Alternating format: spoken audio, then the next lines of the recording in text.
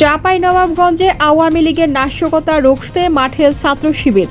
চাঁপাইনবাবগঞ্জে আওয়ামী লীগের কথিত নাশকতা ঠেকাতে রাজপথে অবস্থান নিয়েছে ইসলামী ছাত্র শিবির। আজ বৃহস্পতিবার সকাল 10টায় চাঁপাইনবাবগঞ্জ শহরের বিভিন্ন গুরুত্বপূর্ণ স্থানে মিছিল ও অবস্থান কর্মসূচি পালন করে সংগঠনটি। চাঁপাইনবাবগঞ্জ শহর শাখা ইসলামী ছাত্র শিবিরের সেক্রেটারি ইউসুফ আল গালিবের নেতৃত্বে মিছিলটি বড় ইন্দারা, নিউ মার্কেট, শান্তিমোড় ও বাতিনখু মোড় এলাকা প্রদক্ষিণ করে বড় ইন্দারা মোড়ে এসে শেষ হয়।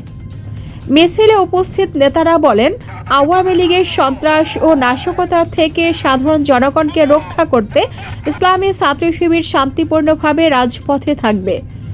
মিছিল শেষে সংক্ষিপ্ত সমাবেশে বক্তারা জনগণের নিরাপত্তা ও দেশের স্থিতিশীলতার স্বার্থে শান্তিপূর্ণ কর্মসূচি অব্যাহত রাখার ঘোষণা দেন।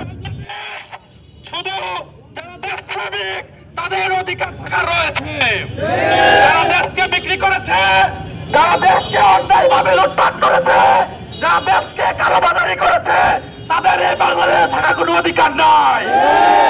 আমরা উদ্যত আহ্বান জানাবো, যখনই বাংলাদেশে আওয়ামী লীগ, ছাত্রলীগ মাথা উঁচু করে দাঁড়াবে, সেখানে ছাত্র শিবির প্রতিহত করবে।